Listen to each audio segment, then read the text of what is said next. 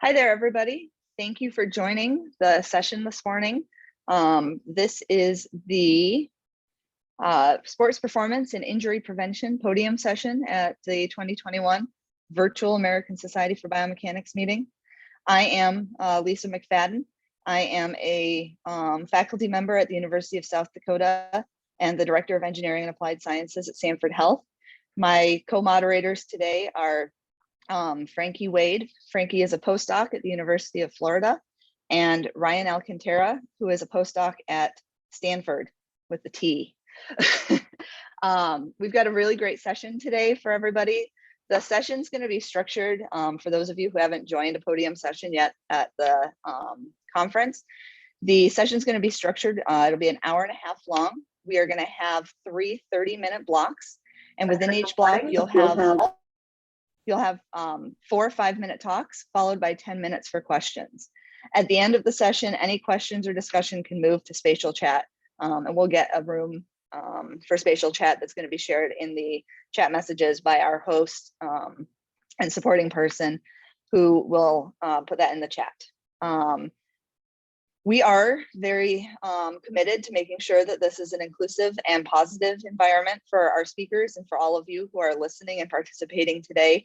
So if there's somebody who's causing a ruckus, we won't hesitate to bounce them out of the room. So if you have any concerns, please don't hesitate to direct message either Frankie or Ryan. They are going to make sure to be helping to police the environment and making sure that we have a good positive environment today. So our first speaker is Hillary Holmes from Auburn University, and she is going to be talking about leg stiffness is affected by depression symptoms and sex during drop jumps with cognitive load. Thank you so much.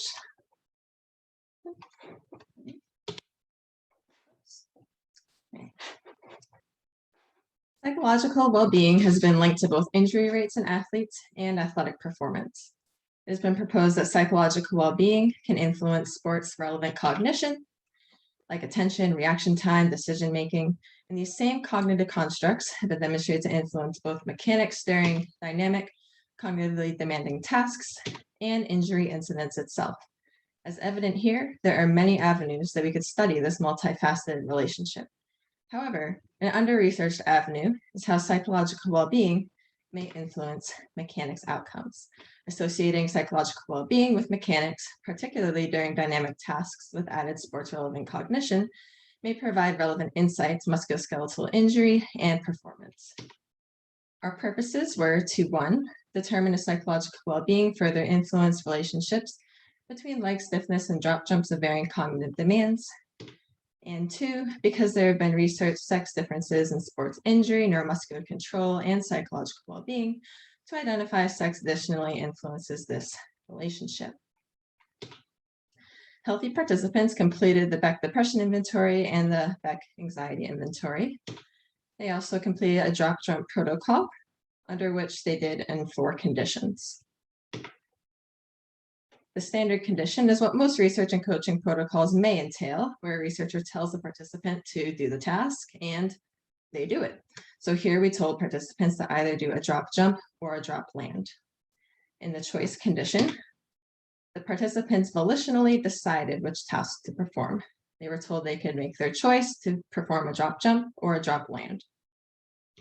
The visual condition involved the participant responding to images on a screen in front of them. An up-facing triangle indicated a drop jump, and a down-facing triangle a drop land. Importantly, these images did not appear until after the participant started moving off the box, reducing the time for motor planning and involving more reaction time and quick attentive abilities. And similarly, the audio condition involved a high-pitched tone for a jump, a low-pitched tone for a land, and this image did not appear until after the participant started moving off the box. We fitted a model with multi-level modeling predicting leg stiffness by condition, sex, BDI, and BAI scores, and tested interactions among each. Importantly, this model compared the cognitively demanding conditions, so the choice audio and visual, to the standard conditions. So are relationships between leg stiffness and BDI different during the choice visual audio compared to the standard? we found that males and females differed in BDI and stiffness relationships during the choice condition. Particularly, males did not present the same relationship as females. Further, we identified significant main effects in BDI and BAI scores. Specifically, a 1-point increase on the BDI and BAI resulted in an increase and decrease in stiffness around 8 and 4 Newton meter per kilograms, respectively.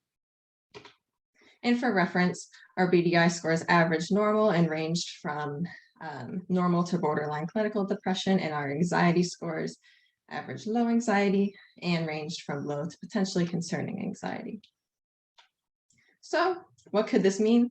Well, perhaps males and females differ regarding depression symptoms and decision-making during dynamic tasks.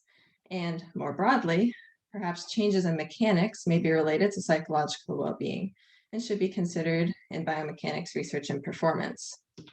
Importantly, collaborations and interpretations should be had in future research with psychologists and psychiatrists on motor behavior and for a more comprehensive understanding. As a coach, I hope that biomechanics research on sports performance and injury has intentions of helping the athlete, not solely just the mechanics the athlete carries.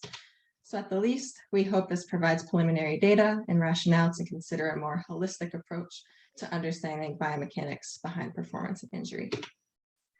Thank you so much to coming, my advisor, Dr. Jamie Roper, and all my lab mates. My contact information is there. Thank you.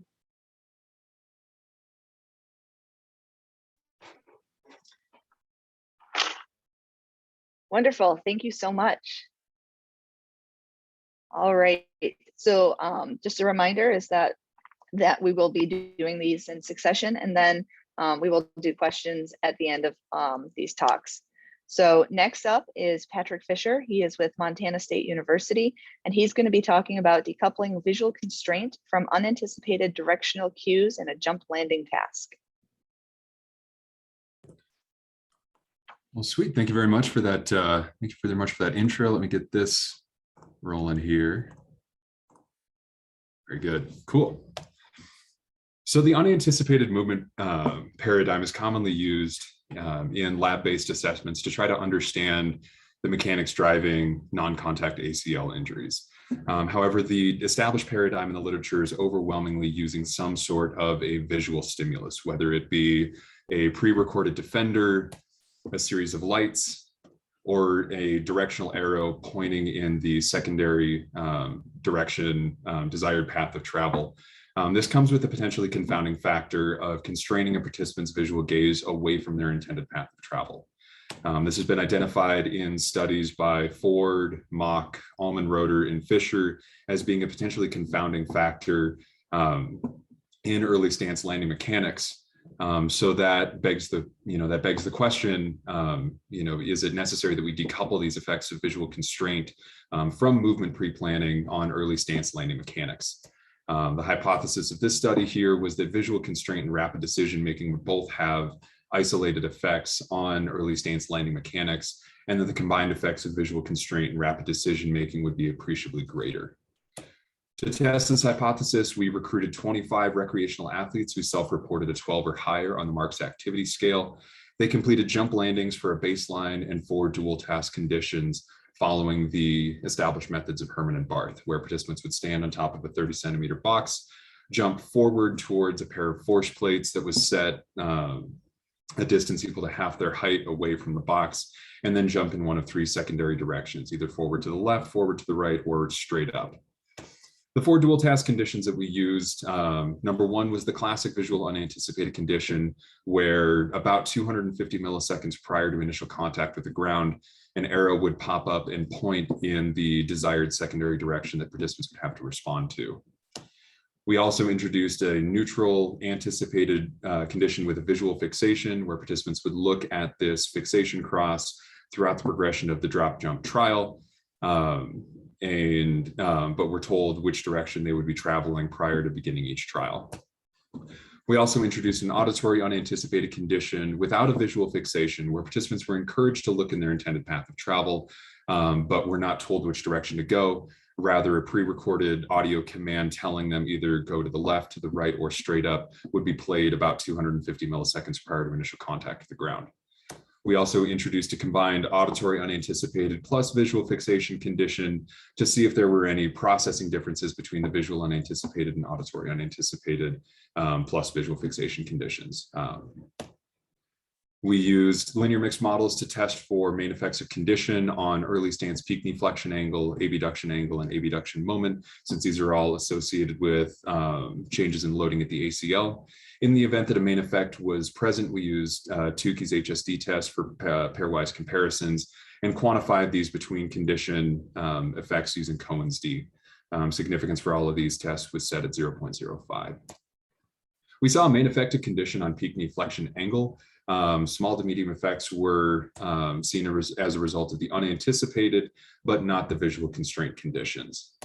We saw no main effect present in abduction angle, and a main effective condition trended towards significance in abduction moment. We went ahead and calculated the Cohen's D effect sizes for that and saw that there was a small effect as a result of all of the different dual task conditions on early stance abduction moment when compared to the baseline.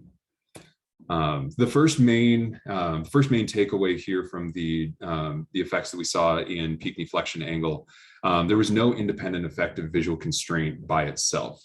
So thinking back to that anticipated neutral visual constraint, there was no appreciable effect seen between the unrestricted and the restricted anticipated conditions. So that effect size did not reach that magical number of 0.2, indicating that there was no, there were no appreciable effects on early stance peak knee flexion. This may be due to the fact that the visual constraint by itself was not necessarily all that relevant to the performance of the task. The prior visual constraints that were reported by Ford, by Allman-Roeder, Mock, and then by Fischer all had some bearing on either the primary movement that was being performed or the secondary task that was asked to be performed in conjunction with the movement itself.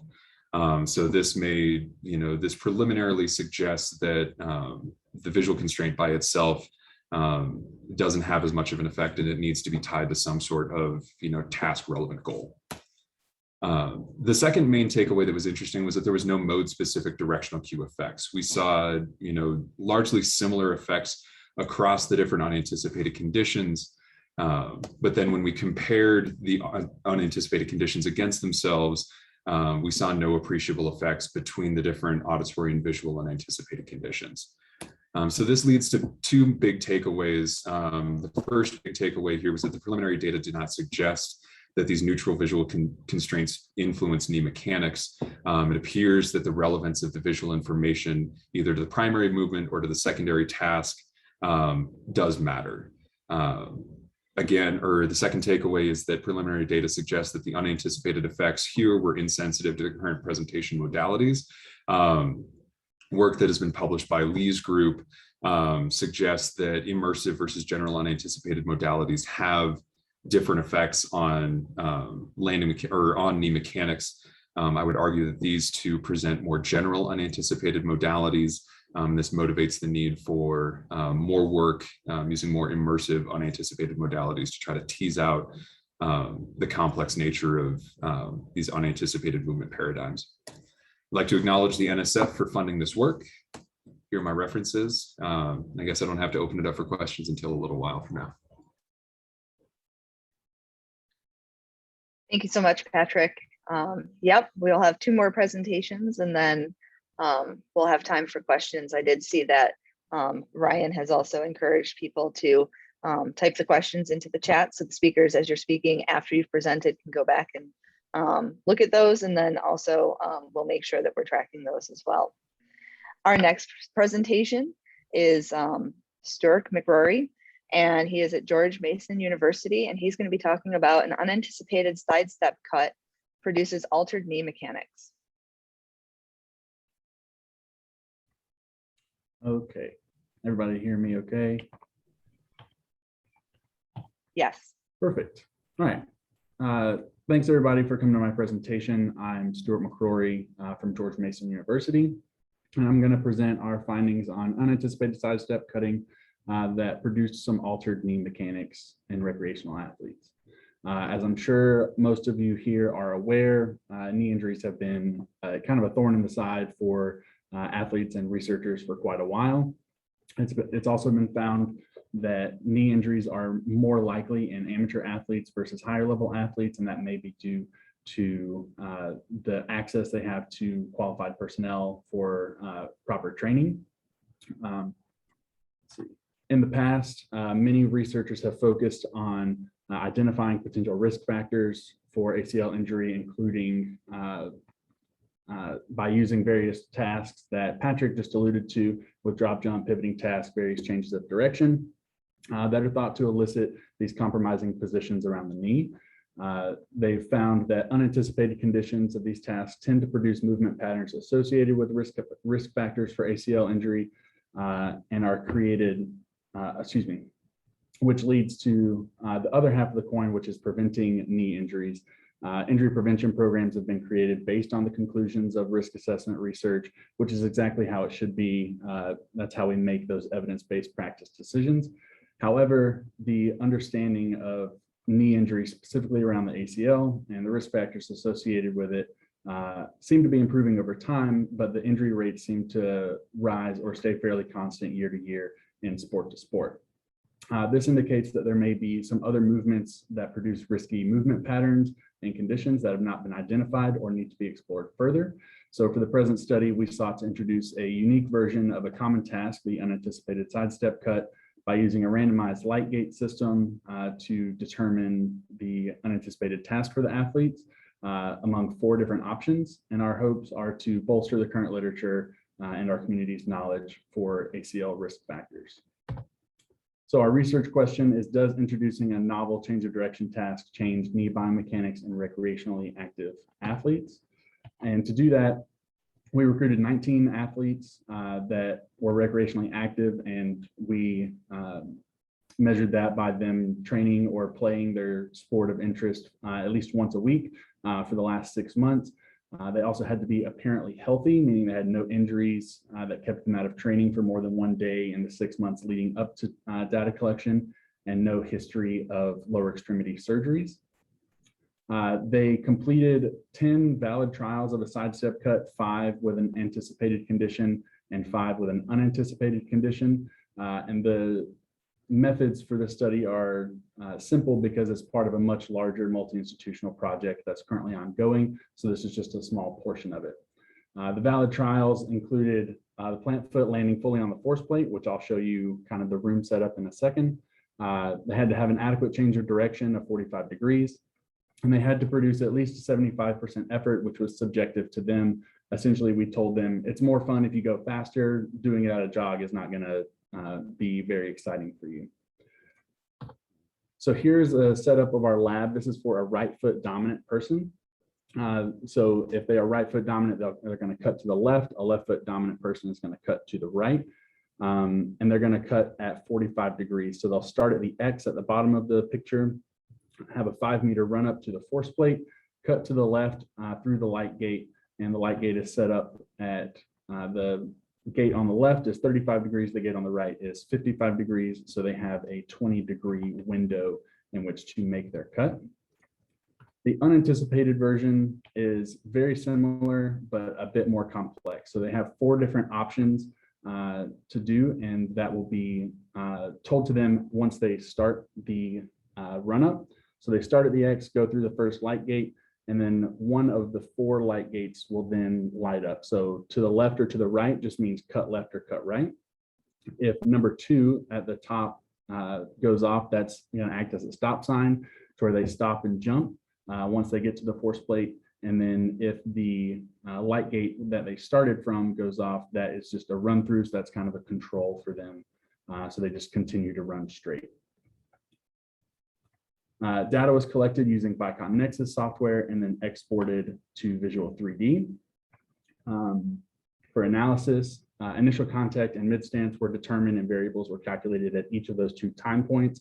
These variables included maximum knee flexion, knee valgus, knee moments, and trunk lean. And then a one-way repeated measures MANOVA was performed to test for significant differences between the anticipated and unanticipated conditions. Significance was found, and univariate analysis identified knee flexion angle at initial contact and mid stance were different between conditions alongside knee flexion moment at mid stance. And you can see at the bottom, it's just total knee flexion. So mid stance minus initial contact for each of the two conditions was different, but we did not test for significance between those. These findings suggest that athletes may alter their knee biomechanics when performing an unanticipated task in which they have to make a motor pattern decision after beginning the task. While these findings are intriguing, they're not exactly what we expected. The results suggest that performing unanticipated sidestep cuts actually improves movement patterns, reducing the risk of ACL injury, which differs from most previous literature that found either no difference in these specific variables or it decreased knee flexion during unanticipated tasks, along with our lack of other significant variables that we found in this study. This may be a result of compensation elsewhere that was not identified in our analysis, or the 75% effort restriction that was placed on the athletes may not have been enough to elicit the changes that we expected. So if we had them do a full sprint every time, perhaps we would have found different results. And this is important to consider as the nature of competitive sports is unpredictable, with athletes moving at many different speeds in many different directions. So it may be appropriate to explore other tasks that may alter mechanics in an unanticipated scenario. We hope that this will allow practitioners to make more informed decisions on how to apply these findings and opens the door to research for the impact of cognitive load on motor learning for athletes alongside altered movement patterns. Again, I'm Stuart McCrory from George Mason University. This is a QR code for our lab if you'd like to get more information from us. I'm happy to hang around after for questions and discussion. And there's my references.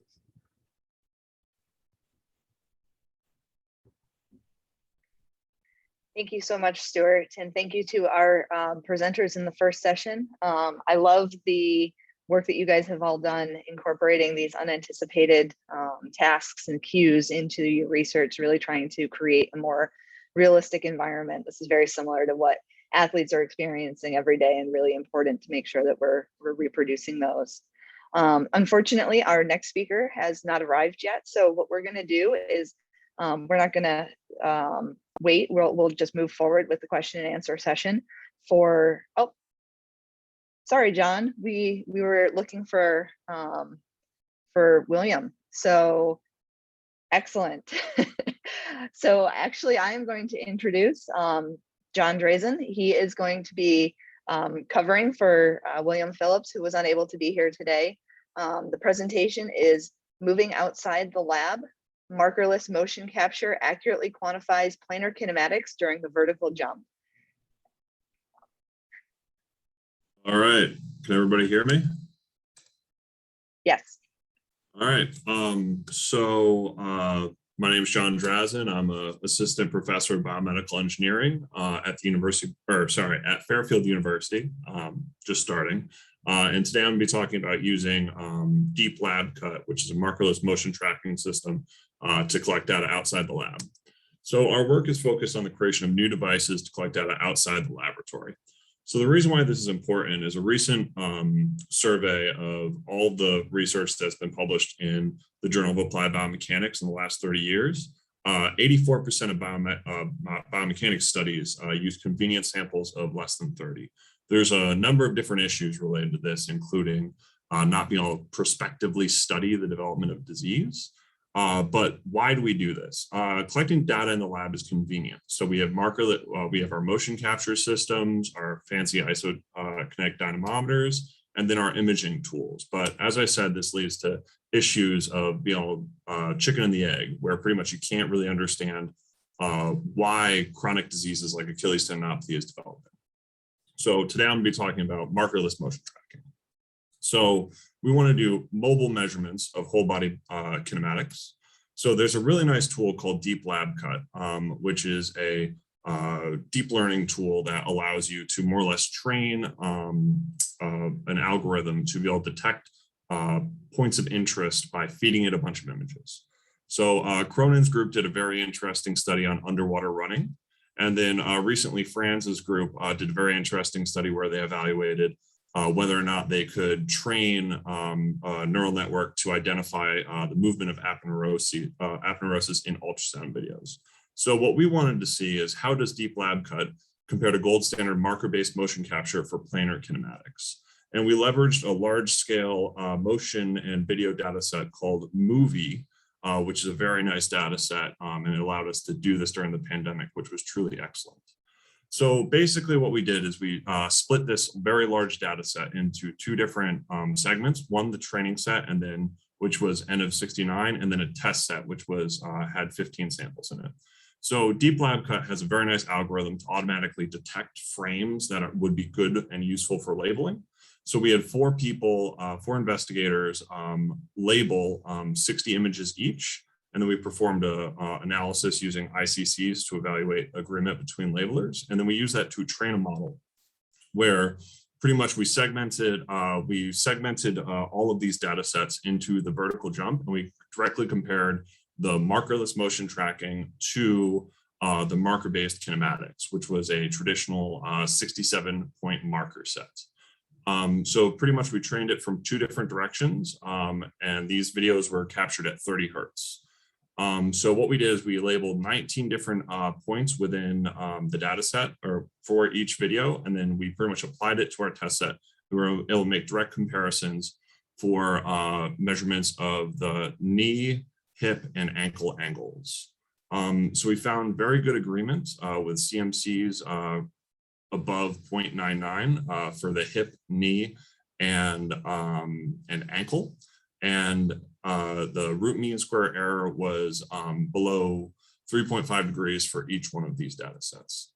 So what we're able to more or less show is that Deep Lab Cut is a free, easy to use, adaptable tool to collect data in new locations. So we can move outside of the lab and collect large scale data sets, which is very exciting. So for me, I'm going to be working on integrating these types of tools into research and STEM educational outreach. So STEM educational outreach has some of the same issues that biomechanics has, where there's small sample sizes. We do a lot of convenience sampling, and then also there's a lack of prospective studies, both on the development of injuries and then the development of STEM interest. So I'm actually speaking to everybody from NBA Summer League in Las Vegas right now because I'm running programs to get kids into math and science through sports. So community sports provides access to millions of diverse youth that we can use, that we can engage in STEM outreach, while also sitting there potentially using for prospective studies of musculoskeletal development. So with tools like Deep Lab Cut, we can use these tools to like get outside the lab, get into the community, and make positive change in both research and STEM education. So I'm going to be doing this at the Community Situated Biomechanics Lab at Fairfield University. I'd like to acknowledge my collaborators. I couldn't find a picture of Will, and then also the Biomotion Lab that produced the data set. So this work was supported by the Thomas B. McCabe and Jeanette Laws McCabe Foundation, as well as the Aracta Penport Fellowship. Thank you for your time. Any questions?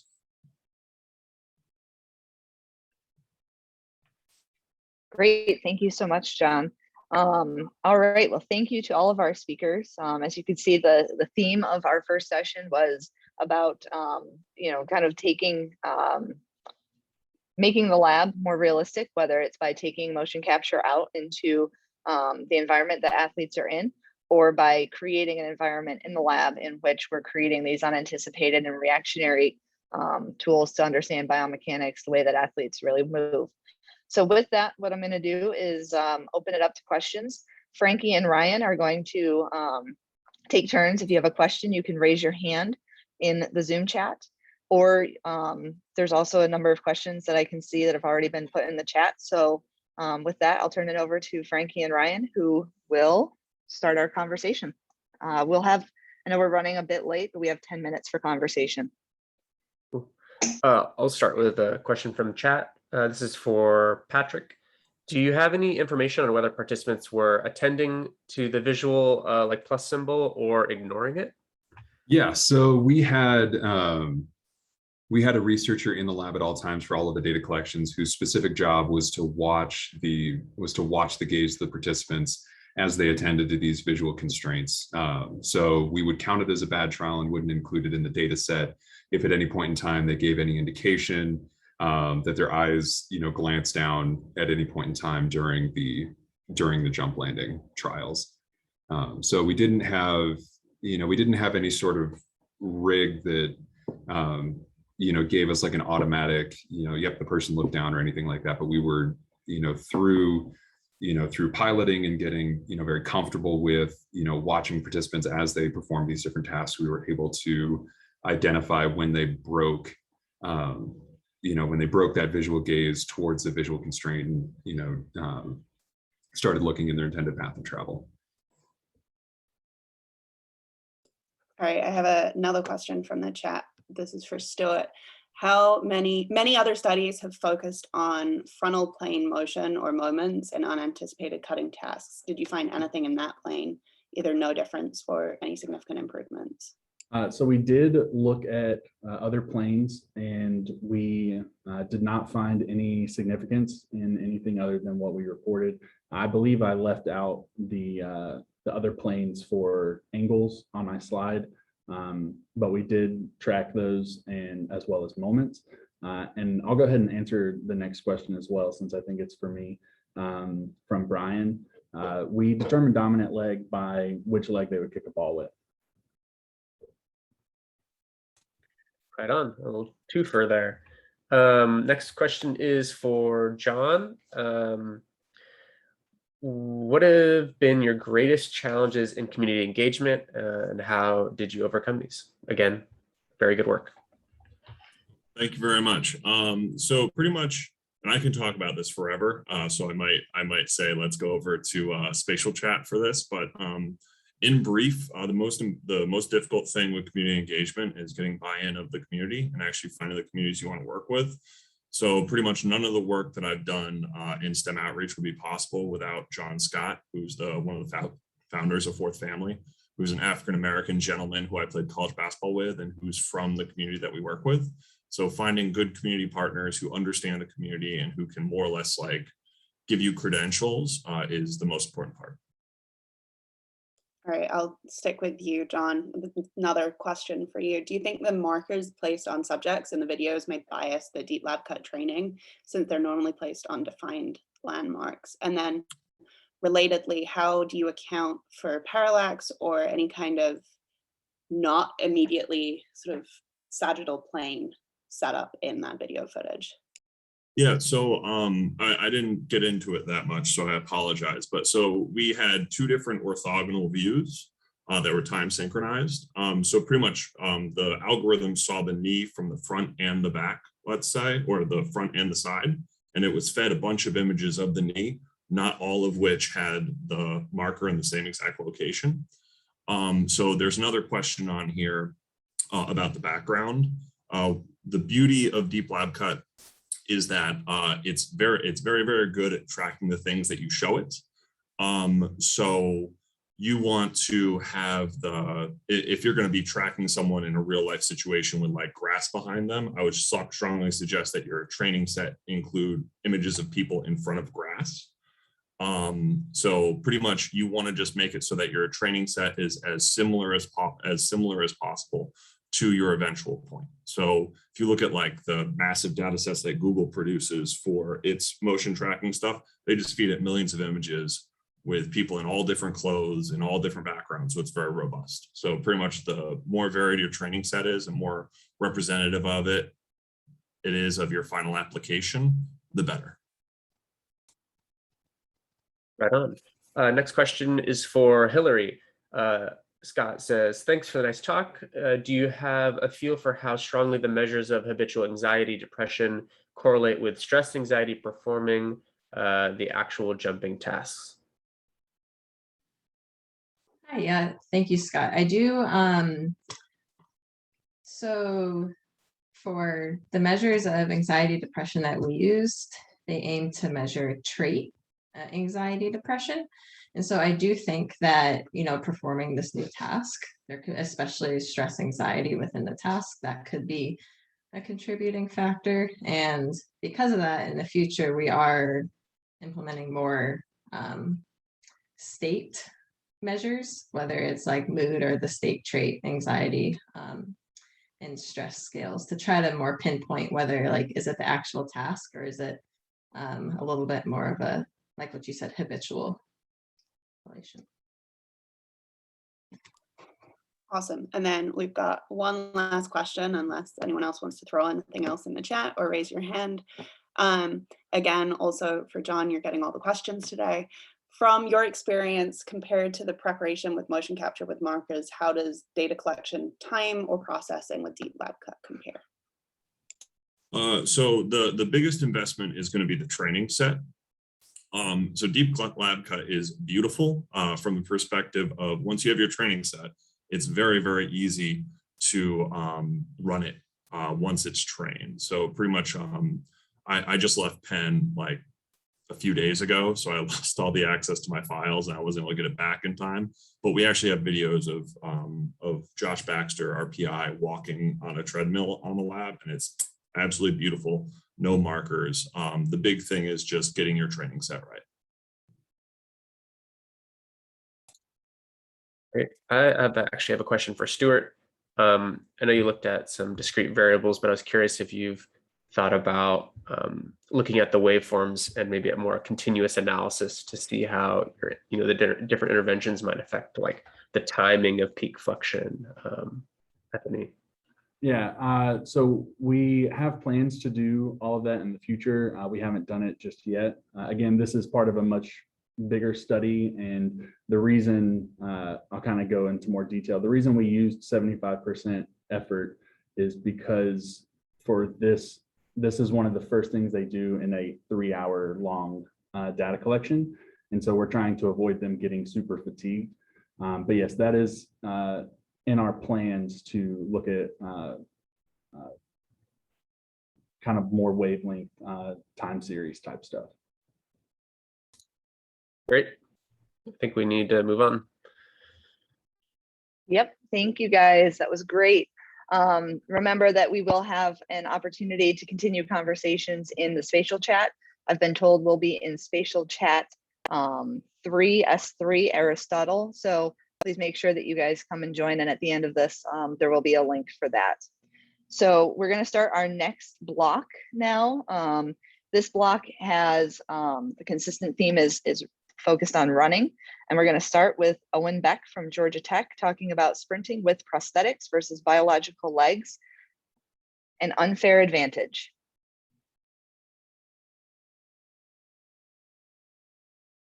Can you hear me? Yes. Great. All right, well, thank you. And I'd like to quickly acknowledge my colleagues who were a part of this study, Drs. Taboga and Grabowski. To date, 2 athletes with bilateral leg amputations have run 400 meters fast enough to qualify for the Olympics. These athletes run using passive carbon fiber prostheses that function in series to the residual limbs. And because the legs of these athletes are so much different from those of non-amputees, many people have naturally questioned whether prosthetic limbs confer an overall advantage or disadvantage compared to their non-amputee competitors. And many scientists have weighed in on this topic, providing biomechanical theories describing how they think prosthetic legs act compared to running with biological legs. But despite all these theories, it's still unknown what the net effect of running with prosthetic versus biological legs currently is. Accordingly, in this study, we aim to help quantify performance data to help resolve this dilemma. And more specifically, we compared 400-meter performance metrics of the fastest athletes with bilateral prosthetic legs, and we compare those to non-amputee athletes. Our idea was that if athletes with prosthetic legs could outperform all the non-amputees in a given performance metric, it may signal that they have an inherent unfair advantage. And first, what we did is we quantified how fast athletes could accelerate out of the starting blocks and through 20 meters. The results of this performance metric are labeled on the y-axis as time that it took to run 20 meters. And we have this for elite non-amputee athletes, sub-elite non-amputee athletes, and the fastest athlete with bilateral prosthetic legs. Overall, the fastest athlete with prosthetic legs was 40% slower than elite non-amputees, suggesting that prosthetic legs may not be advantageous at the start of a race. Second, we recorded the treadmill top speeds of the fastest athletes with prosthetic legs and compared them to non-amputees. Overall, the fastest athlete with prosthetic legs achieved a top speed that is similar but slightly slower than those of non-amputees. Because these values were similar, we concluded that the fastest athlete with prosthetic legs are about as fast as non-amputee athletes. Next, we quantified the running velocity at VO2 max by recording the rates of oxygen uptake as athletes ran at sub-maximal and maximal aerobic speeds. Here on this graph, we have rate of oxygen uptake on the y-axis versus running speed on the x-axis for non-amputee distance runners, non-amputee 400-meter runners, as well as the two fastest athletes with leg amputations. The performance metric on this slide are represented by the dashed vertical lines, which indicate each athlete's velocity at VO2 max. And overall, the best performance from athletes with prosthetic legs yield a VO2 max that is nearly identical to non-amputee 400-meter runners, but slower than non-amputee distance runners, leading us to conclude that prosthetic legs yield similar or worse velocity of VO2 max compared to non-amputee athletes. And lastly, we tested speed endurance profiles of athletes by recording how long they could sustain fast running speeds that are between their velocity of VO2 max and their top speed. Results for this performance metric are shown with relative running speed on the y-axis and running duration on the x-axis. The solid black line is a typical speed endurance relationship that non-amputees exhibit, and we had tested additional non-amputee athletes as well as the two fastest athletes with prosthetic legs. As you can see, all athletes well conform to the typical speed endurance relationship, leading us to conclude that prosthetic and biological legs exhibit similar speed endurance relationships. Overall, across all of the 400-meter performance metrics that we tested, athletes with prosthetic legs performed either worse or similar compared to their non-amputee competitors. And even though many theories claim that prosthetic legs yield an unfair advantage during running, we are unaware of any experimental performance data demonstrating that prosthetic legs yield an unfair advantage versus non-amputees. And I'll leave with just a few seconds of this video. Thank you. Excellent. Thank you so much for the great presentation. We're going to move on to our next presentation from Allison Hoffey at Montana State University, talking about coordination variability predicts peak patellofemoral loading during running. Thank you. All right.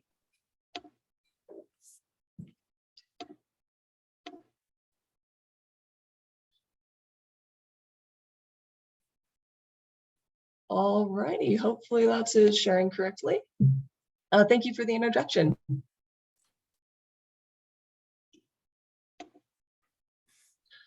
Of the tens of millions of Americans who run, around 3/4 of this population will sustain an injury every year. The most common site of injury is the knee joint, which accounts for 25 to 50% of all running injuries. Due to these injury rates, a large body of literature exists examining potential causes or contributing factors for running-related injuries. One of these metrics used is coordination variability. This is the ability for segments to utilize different patterns to create the same movement outcome.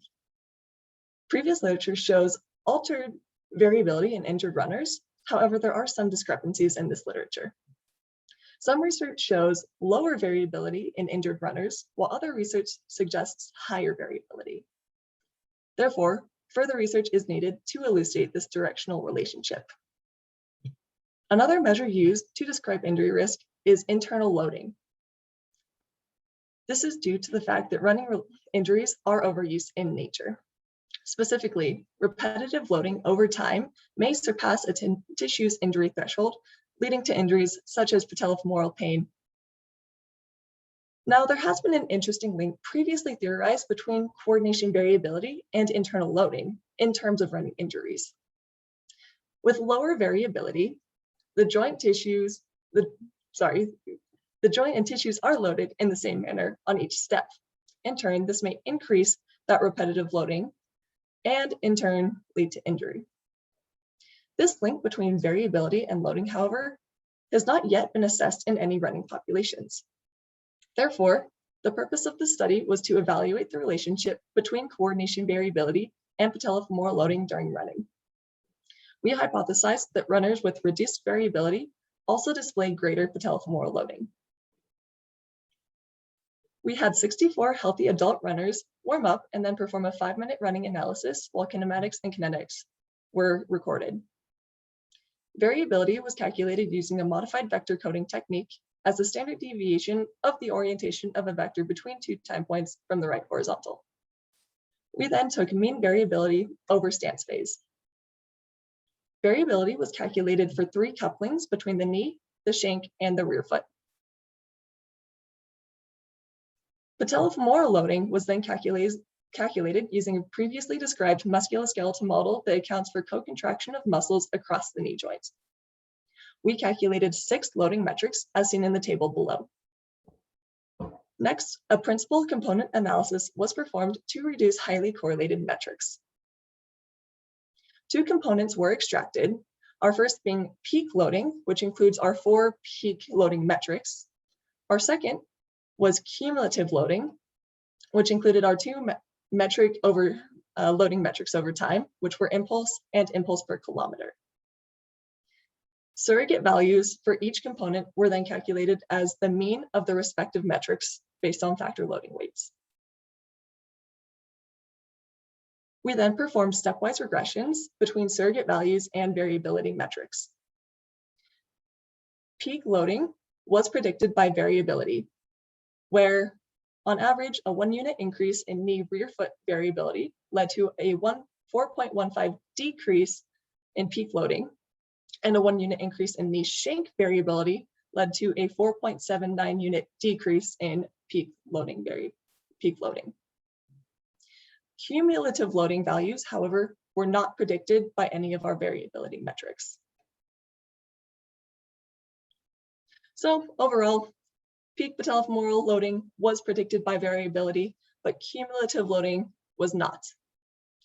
Now, if we look at 2 loading over time curves during stance phase, we can see that the impulse or the area under these 2 curves are the same. Our first curve has a moderate amount of loading over a moderate amount of time, where our second curve has a much larger peak load that is distributed over a smaller amount of time. As our results suggested, cumulative loading was not associated with variability, and therefore the mechanisms by which coordination variability may be associated with the development of running injuries may be through higher peak loading being applied when there is lower variability. Future prospective studies are needed to further elucidate this hypothesis. Specifically, we might expect that runners who subsequently get injured display less variability and larger peak loads, and once they recover from injury, may display greater variability and a concomitant reduction in peak loads. Thank you for listening. I would like to acknowledge all of my lab mates, especially Scott, Sarah, and Chris for assistance with data collection, and everyone else in the neuromuscular biomechanics lab. And the study was funded by the Ellen Craybaum Movement Science Lab endowments at Montana State. Great. Thank you so much for the presentation. That was wonderful. We're going to move on to our next speaker. Again, the questions can be addressed at the end of this block. Please do start putting questions into the chat so that we can start to get those in queue. Our next speaker is Gabby Diaz from the University of Colorado Boulder, and she is going to be talking about curve sprinting in athletes with a leg amputation.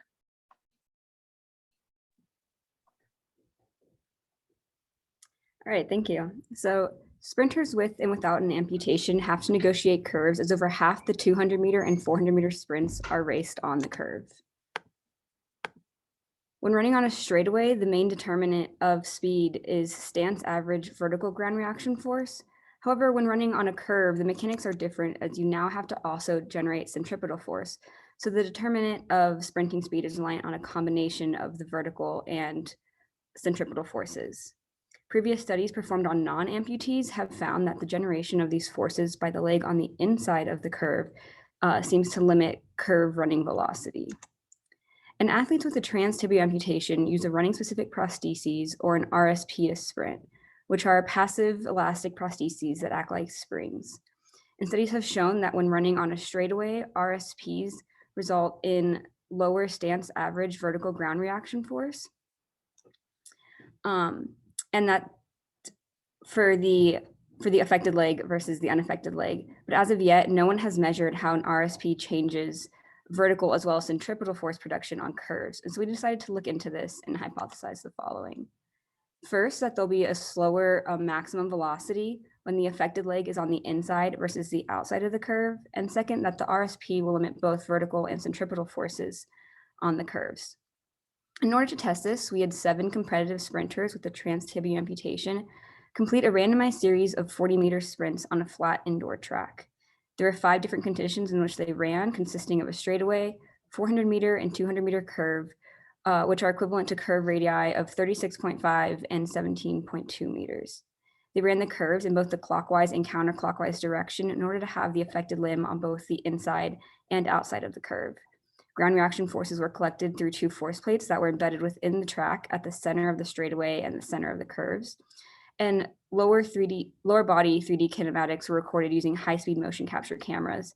And straightaway velocity was measured using a radar gun, whereas velocity along the curves were calculated using motion capture of the pelvis markers. And so this figure shows the maximum velocity, which is plotted on the y-axis, for the different curve radii and straightaway plotted along the x-axis. The red line represents the counterclockwise direction, or when the affected leg was on the outside of the curve, and the blue, the clockwise direction with the affected limb on the inside of the curve. We found that athletes ran slower on the curves compared to the straightaway, and that they were 3.7% slower when the affected limb was on the inside versus the outside of the curve. Additionally, we found no interaction between curve radius and running direction. In order to gain insight into why these velocity changes occurred, we looked at both stance average vertical and centripetal forces.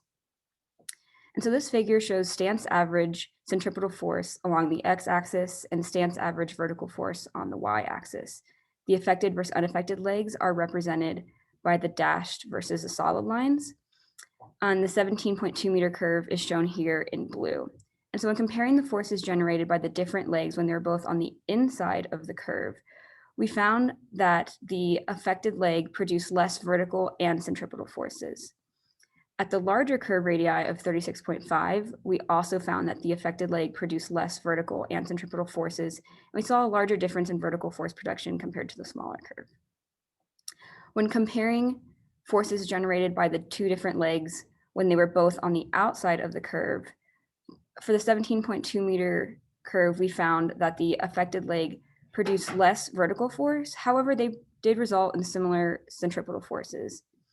And we started to see a little different trend for this larger curve radii of 36.5 meters when they were both on the outside. We saw that there were similar vertical forces. However, we actually saw that the affected leg produced greater centripetal forces than the unaffected leg.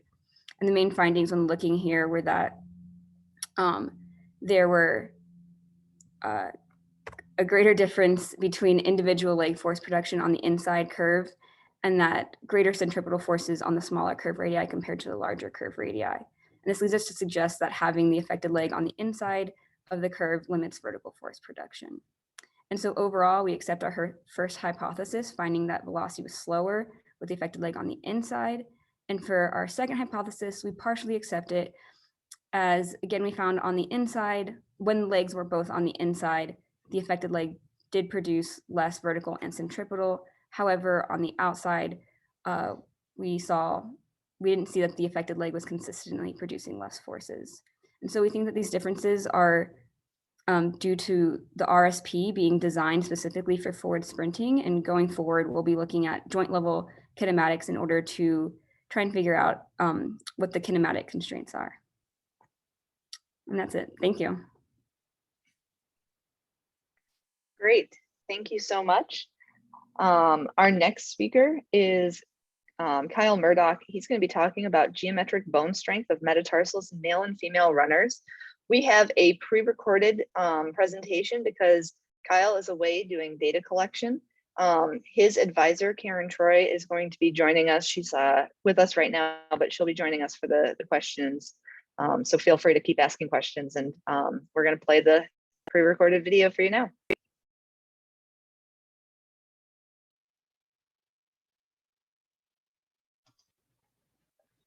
Hello, ASB.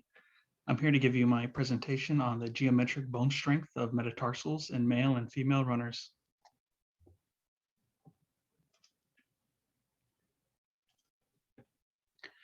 A physical activity is known to be beneficial for bone health.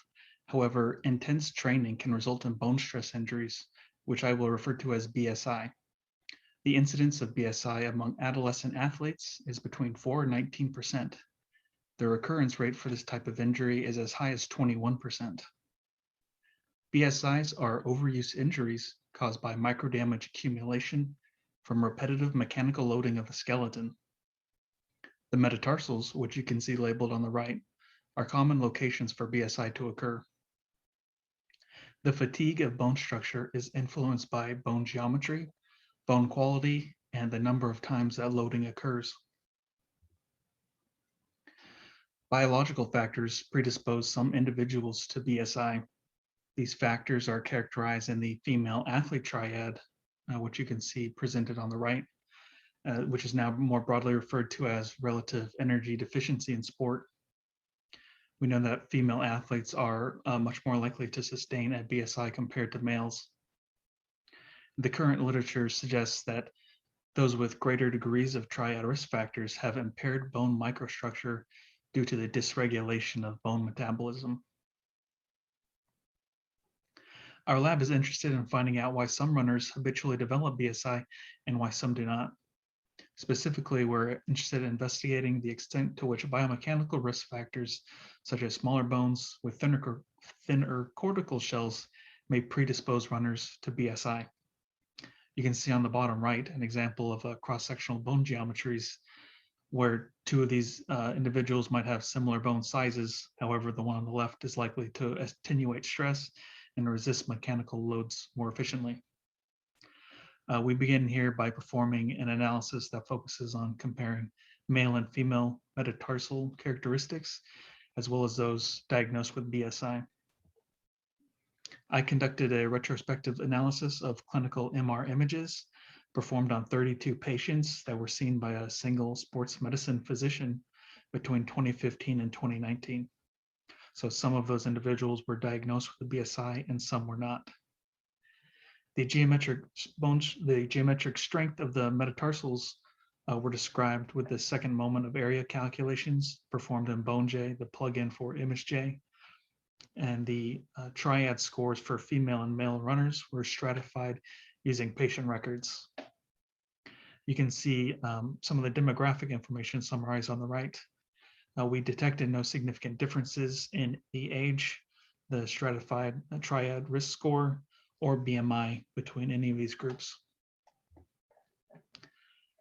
Males generally presented with larger metatarsals with thicker cortices. You can see that the raw Imax and the normalized Imax to body size are summarized in the box and whisker plots below. The first metatarsals displayed the greatest geometric strength indices compared to the lesser metatarsals. Males tended to have stronger first, fourth, and fifth metatarsals compared to females. However, these differences were less remarkable when normalizing to body mass. Interestingly, the second and third metatarsals, which tend to experience BSI most frequently, were not significantly weaker in female runners. Our findings here did not support our hypothesis that BSI in female runners may be attributed to metatarsal bone strength.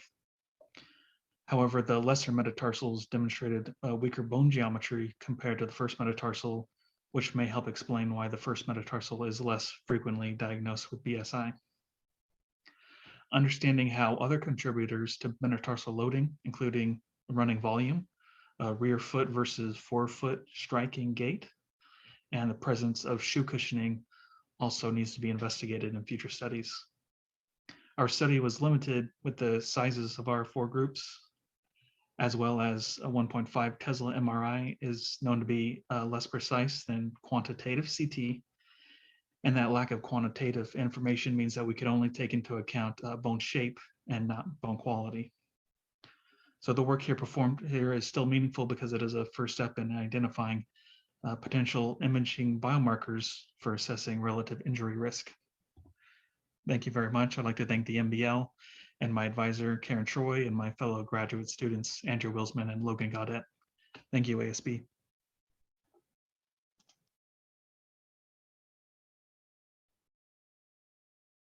All right, well, thank you to all of our presenters today. That was great. We are running a bit behind, so I think what we'll do is there's some great questions that have been asked in the chat. We'll try to give each speaker an opportunity to answer one question and then direct everybody over to the spatial chat for further conversation. So Ryan and Frankie, do you guys want to get the conversation started? Sure. So first questions for Allison. How do you recommend safely introducing variability of patellofemoral loading among runners?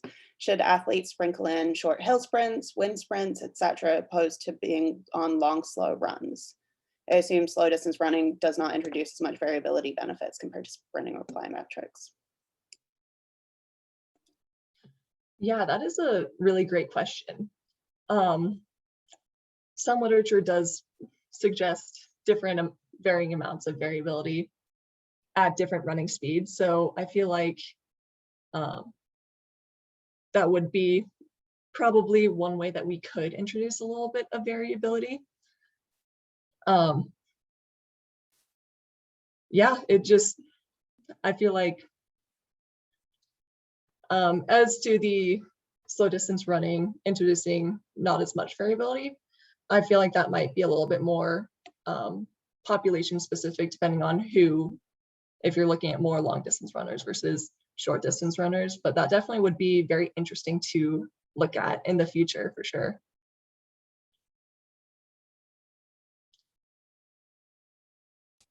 Right on. The next question in chat, sorry, I have to like scroll up for these. I think is probably for Owen. Has anyone analyzed the velocity profile of Blake against athletes without an amputation during a 400-meter race? Great, thanks for the question. A little different from the velocity profile, but we have analyzed the 100-meter race splits throughout a 400-meter race for the fastest athlete with prosthetic legs and compared them to elite non-amputees who ran the same 400-meter race time. And consistent with some of our data, the athlete with prosthetic legs is 8% slower over the first initial 100 meters of the race. And then in the 200-meter and 300-meter mark, they run about identically the same speed. And interesting, in the last 100 meters of the race, the athlete with prosthetic legs does run about 9% faster than performance-matched non-amputees, which kind of suggests that there may be differences in maybe tactics, pacing, or maybe there's something that our lab-based metrics can't resolve to explain the faster finishing kick of the athlete in the race splits that we analyzed.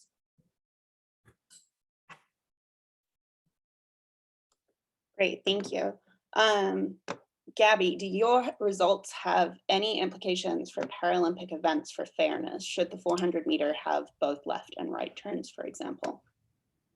Yeah, I think fairness in sports is a big thing that my study can help add to. And specifically for the 400 meter, I think since seems to be a big difference between the prostheses being on the inside versus the outside of the curve, having some way to separate maybe left and right leg amputees into two different categories and having them left leg run in clockwise versus counterclockwise direction and have them run so they both get their prostheses on the outside of the curve seems to make some sense. I've seen some creative ideas in the chat.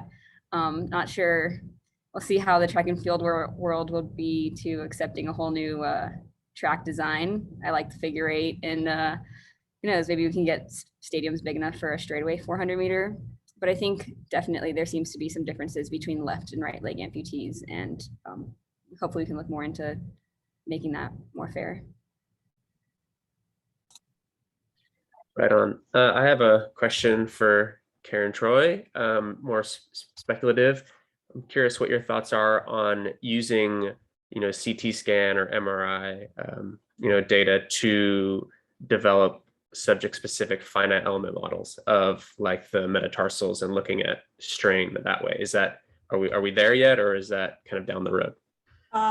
We're in the process of doing it is the short answer. The longer answer is that metatarsal loading is super complicated because feet are just really complex structures. And so I think you can make a metatarsal pretty easily, but figuring out exactly how it's interacting with the surrounding structures is going to be a trickier problem. It's one that we're working on.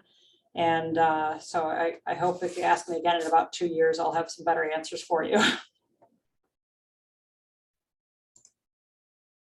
Awesome. Well, thank you, everybody. The 111 of the participants in this chat and session are doing a great job of putting a lot of questions into the chat. I know we didn't get to all of them, so please make sure that you guys all go to that spatial chat at the end, which is S3 Aristotle, and we'll make sure that there's extra time, or there's time there for you guys to continue these conversations. So keep the questions coming, and we're going to move on to our last block. This block was put together of more sport-specific biomechanics. So we're going to talk about cycling a little bit, and we're going to talk about lacrosse and softball. So I'm going to hand it off to Ryan to introduce our next speaker. Right on. To kick off this block, we have Juana Swinen from KU Leuven, and the title of his talk is Everesting, the Optimal Slope to Cycle or Run Up the Tallest Mountain on Earth.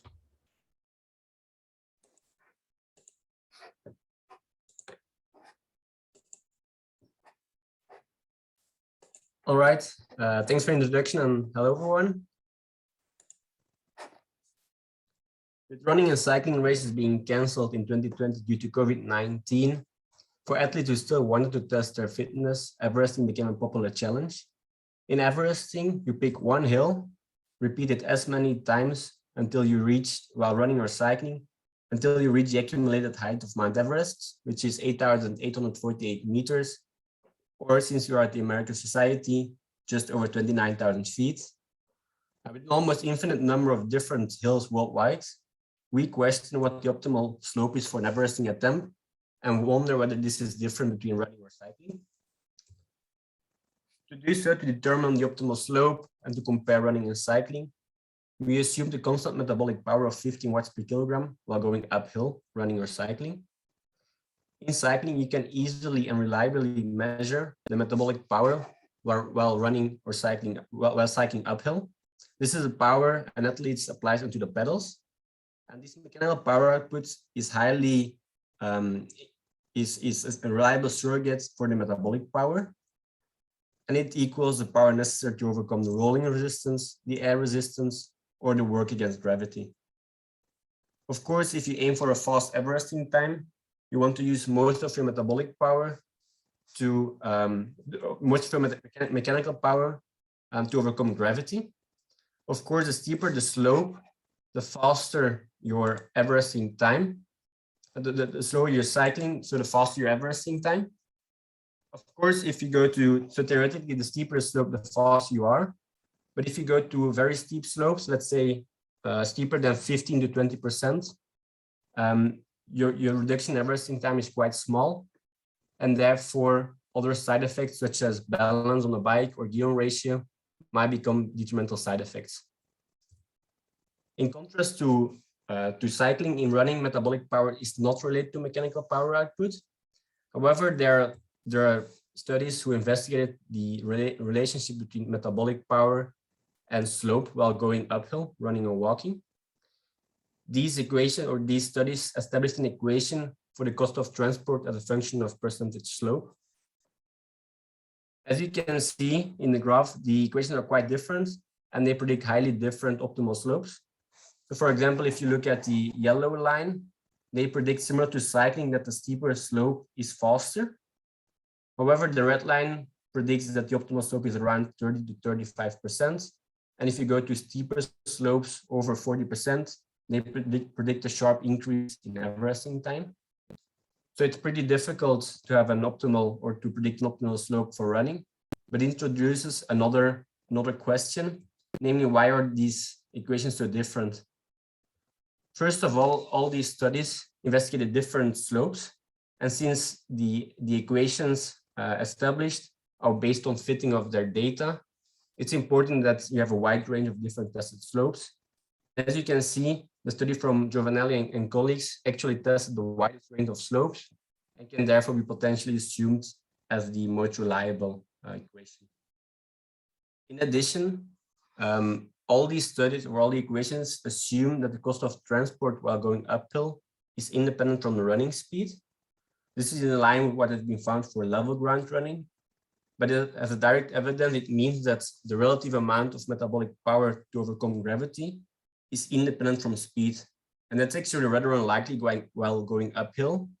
Another study already shows that the cost of transport is actually reducing with increasing speed on the same steep slope.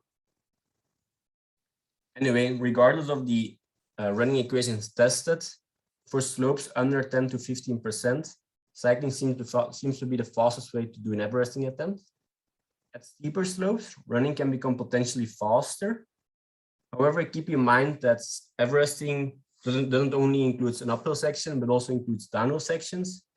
And these downhill sections are, of course, much faster on the bike and also way easier on the body in terms of recovery and sustainability. Thanks for that, and thanks for the attention.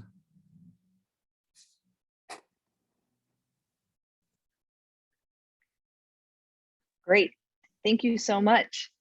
We will move on to our next speaker. Please remember that you can put questions in the chat and we'll have time at the end of this and then more time in the spatial chat. Our next speaker is Ross Wilkinson from the University of Colorado Boulder, and he is going to be talking about what is the most efficient seat tube angle for uphill seated climbing.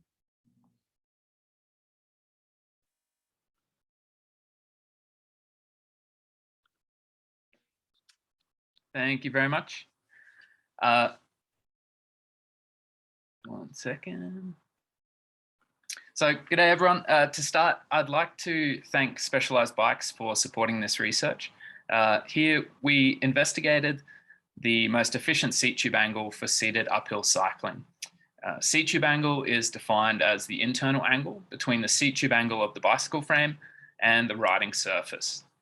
So when you ride up a 5-degree slope, it effectively rotates you backwards by 5 degrees relative to the force vector due to gravity. But steepening the seat tube angle by 5 degrees to counteract the slope can actually return the rider to the same position as they were on the level.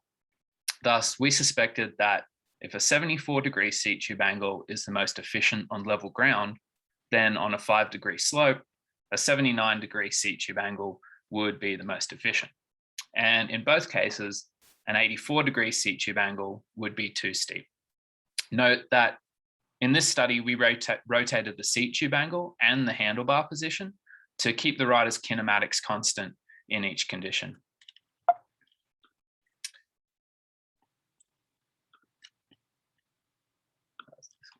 Oh, there we go. 21 recreational cyclists performed 5-minute trials of seated cycling at 3 watts per kilogram of body mass.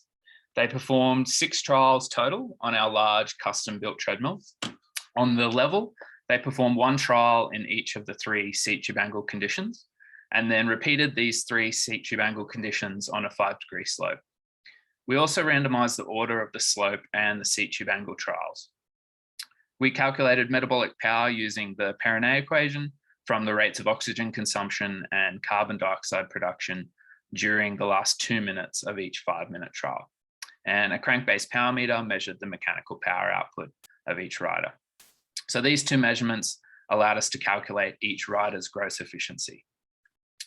For those who are unfamiliar with gross efficiency, it is the ratio of mechanical power output to metabolic power consumption. For example, if a rider generates work on the crank at a rate of 210 watts and consumes metabolic energy at a rate of 1,000 watts, then their gross efficiency would be 0.21. So onto the results. Here we have group mean gross efficiency in each seat tube angle condition on the level and on the 5-degree slope. As expected, the 84-degree seat tube angle was the least efficient on the level and uphill. But I want to zoom in on the pairwise percentage differences between the 79 and 74-degree seat tube angle conditions. So on the level, highlighted here in yellow, gross efficiency worsened with a 79-degree seat tube angle compared to 74 by an average of 1.3% and an effect size of -0.7. So based on the distribution of these differences, the probability that gross efficiency worsens with a 79-degree seat tube angle compared to 74 on the level is 75%. On the 5-degree slope, highlighted here in blue, gross efficiency improved with a 79-degree seat tube angle compared to 74 by an average of 0.8% and an effect size of 0.3. So again, based on the distribution of these differences, the probability that gross efficiency improves with a 79-degree seat tube angle compared to 74 on a 5-degree slope is 61%.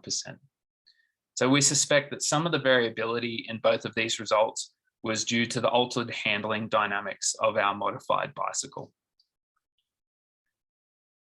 So although our results, it may seem like a small difference in gross efficiency, let's look at how a small difference in gross efficiency translates to cycling performance.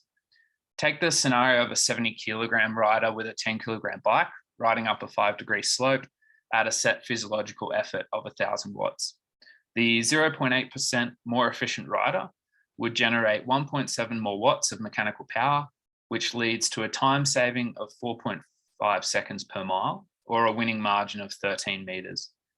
And this example highlights how a very small improvement in gross efficiency can be important for cycling performance. So based on our findings, we can't conclusively suggest that seat tube angle will improve performance, but we also can't rule out the possibility that a bicycle with a variable seat tube angle could provide a performance benefit on any slope. So we plan to follow up this study by investigating whether the most efficient seat tube angle is specific to the slope of the terrain and whether this effect increases at greater slopes. Thank you.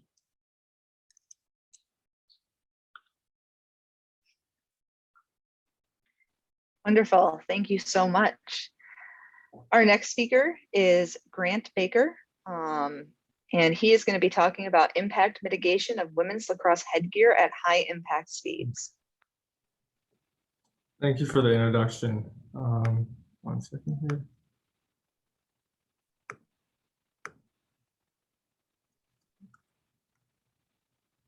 Can everyone see okay? Yes, we're good. Yeah, thanks for the introduction. So for women's lacrosse, studies show that 40% of both high school and collegiate players suffer at least one concussion during their 4 years of competition, even though the sport's non-contact. To address this growing concern for player safety, while also listening to people that believe that introducing helmets to the sport will just increase dangerous play for players, a standard was created for optional headgear. Now, since this headgear is so new and so unique because it's optional, there's still a lot to learn about the impact mitigation properties of the headgear and how low they can reduce concussion in the sports. Of the studies that have been done, they've only looked at low impact speeds, and they haven't considered any rotational based kinematic concussion metrics, even though these have been proven to be up to 5 times as accurate as linear-based metrics. So the goal of this research was to address these shortcomings in the current research by testing these helmets at high impact speeds and also incorporating both rotational and linear-based metrics in our analysis. So on the slide to the left in the middle of the slide, you can see our experimental setup for the study. We utilized the hybrid 3 head form that was able to collect data on linear acceleration and rotational velocity.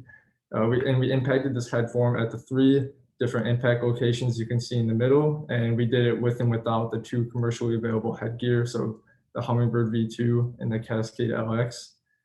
We chose an impact speed of 5 meters per second because this is the average running speed of a women's lacrosse player. So it can be used to simulate shoulder to head impact that's common in the sport. And I also want to highlight here that this 5 meters per second is over twice the highest impact speed that was used in previous studies on these headgear. To the right, you can see after we collected this data, we ran both the linear acceleration and rotational velocity through filters. And then we used them to calculate the 4 metrics that you see to the right. These are metrics used to determine the severity of impacts, and they're also used for concussion metrics to determine likelihood of concussion. So for linear acceleration data, we used it to determine peak linear acceleration and then head injury criteria, or HIC. And then for rotational velocity data, we used it to determine peak rotational velocity and brain injury criteria, or BRIC. So the results from this can be seen in this figure here, and it looks a little busy to start, but it's just plotting the 4 different metrics that I described on the previous slide for each of the 3 impact locations and the 3 different conditions. So no headgear is black, Hummingbird is gray, and Cascade is white. And the main finding from this figure here is that for all 3 of the impact locations, both headgear were capable of significantly reducing all 4 of the metrics. Besides, you can see on the right over here, the Cascade LX was unable to mitigate or to significantly reduce both of the rotational based metrics at the frontal location. But even though this is the case, I wanted to point out that on the left side for the linear metrics, you can see that this reduction was about 50% or greater for both of the linear metrics, whereas although significant, these reductions were far more subtle for rotational metrics. And then at the bottom here, you can also see I plotted the common concussion thresholds for HIC and BRIC values. So on the left side, you can see that both headgear for all 3 of the locations passed this threshold for HIC values, whereas they failed at the front boss location for the BRIC values, and the Cascade even failed at the frontal location as well. So from these results, we have 2 main key takeaways. The first is the role that kinematic metrics play in determining impact mitigation and concussion safety. So again, from the results, you can see that the headgear appear to mitigate impacts much more when looking at linear metrics as opposed to rotational. So it highlights the importance of using both metrics when possible in determining safety, and this should be used in standards as well. And that also from these results, we see that even though these headgear can mitigate impacts, that concussion is still possible at high impact speeds with them. And then for future research, as I mentioned, these headgear are optional. So it's still unknown what the impact is like for a non-helmeted player that's hit with someone that has one on. So that'd be interesting to see in future research as well. I want to thank my lab members for helping out with this research and my advisor, and wanted to acknowledge that this research was supported by the National Science Foundation, and then leave it up for any questions after. Thank you.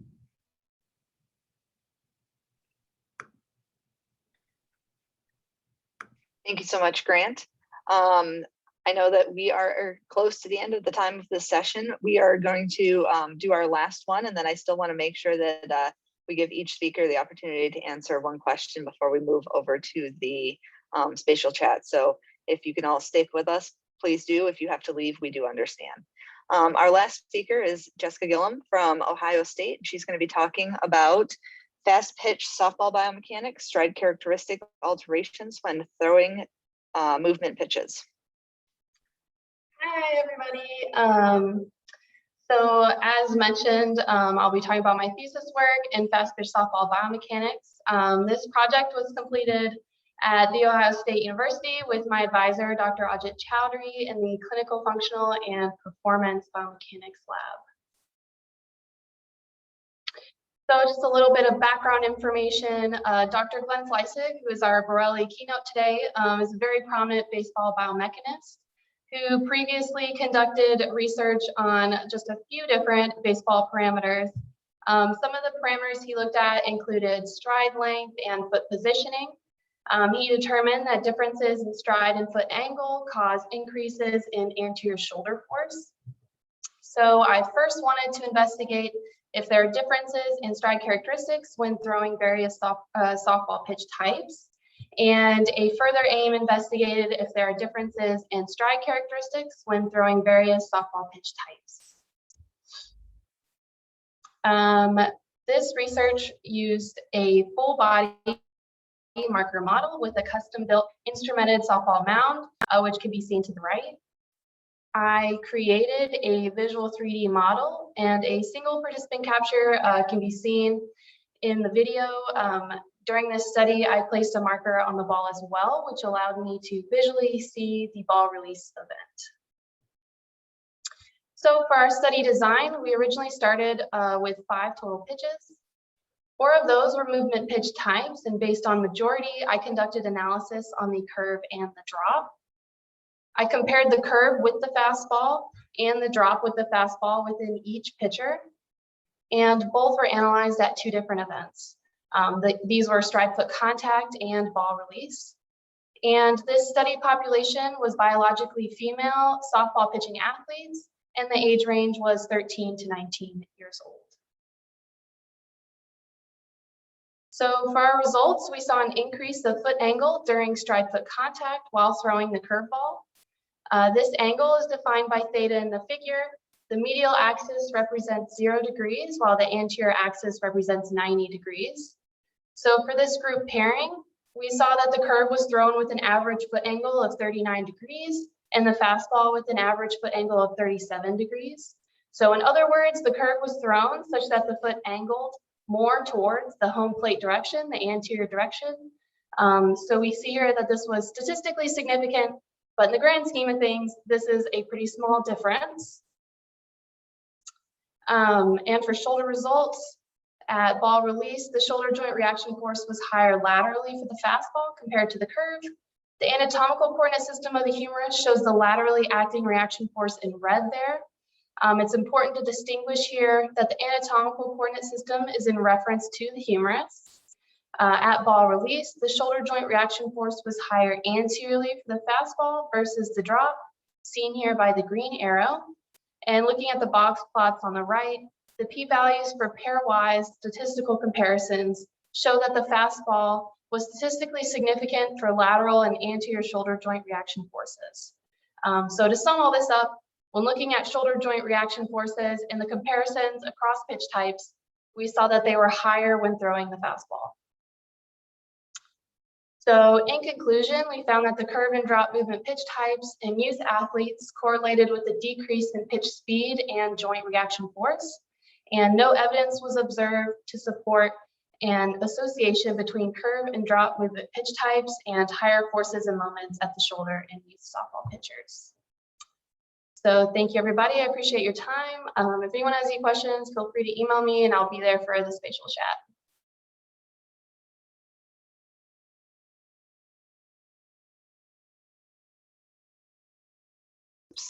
I'm on mute. That's always a good one. Thank you, everyone, for your presentations, and for the participants viewing for sticking around. We're going to do a quick question and answer session, and then we will all be able to head over to the spatial chat, which has just been put into the chat messaging system. It's room S3, Aristotle, and the link is over there. Great. Well, we've got a 2-for-1 question here for Juanis and Ross from Voucher. It says, Ross's data indicates that gross efficiency was lower during uphill riding. How would that affect Wannis's simulations? That for cycling steeper is better for Everesting performance. First point, Wannis, counterpoint, Ross. Yeah, okay. So yeah, we assumed that gross efficiency was constant. Of course, if it goes down while going with increasing slope, it means that in this case we found that steeper is always faster, but that would mean that at some point the simulation will go up again. Although I think Ross can probably elaborate a little bit more on that the decrease in efficiency is quite small, so it probably will take a long time before it gets more expensive again. Yeah, it's an interesting question, and I actually tried to do a small literature review on that exact topic because I found that the previous studies that conclude that there's no difference between uphill and level cycling efficiency, basically there were effects there that were too small for them to detect, and that because of their small sample sizes, they concluded that there was no effect. But when you actually put them together, there's evidence from Millet, Hansen, and Walderland, and it shows that as slope increases, there is a drop in efficiency. We just need to provide a more conclusive study to show that. So I think, yeah, at really steep slopes, you will see a drop off in efficiency. Awesome, thank you. This question's for Grant. If these helmets are still potentially reaching brain injury levels, depending on the metrics that you're looking at, what do you think needs to change in helmet design or adaptation to reduce concussion risk in these athletes? Yeah, that's a great question, and that's kind of the $1 million question in that field of research. I think that it's a lot simpler to reduce linear acceleration and to reduce those metrics because that Hick value is just a time averaged integral of a linear acceleration curve. So for that, changing material can kind of have a big effect on that because you're just elongating the impact basically. But it's not as straightforward for rotational. So my best guess, and again, this is a $1 million question, so it's a hard answer. But it would be more in the design features of the helmet and where certain aspects and weights of the helmet are, as opposed to just material. So. Great. Last question. That was great. Sorry. Yeah, thanks for the question. That was a great question. Last question for Jessica. Do you think it's kind of a two-part question? Do you think there's enough time for a batter to identify the pitch based on the foot angle? And then additionally, do you think there might be some kinematic changes between the two pitching styles before the foot hits the ground, before like pre-stance phase, that could kind of give the pitch away? So I think that hitters aren't really looking at where you're placing your foot, and I think you'd have to place it very far away from your original location for it to visually for them to see that. I do think that there's a lot of pre-pitch motions that could give a pitch away, such as grip, twist angle of the hips, arm location. There's definitely a series of things that could give a pitch type away, and a hitter could know that it's coming.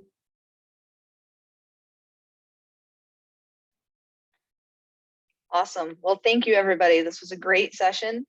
Really appreciate everyone's participation. I know there's additional questions that keep coming in the chat. Lots of good conversation today. So please do go over to the spatial chat and continue these conversations. And thank you all so much. This was wonderful. Appreciate everybody.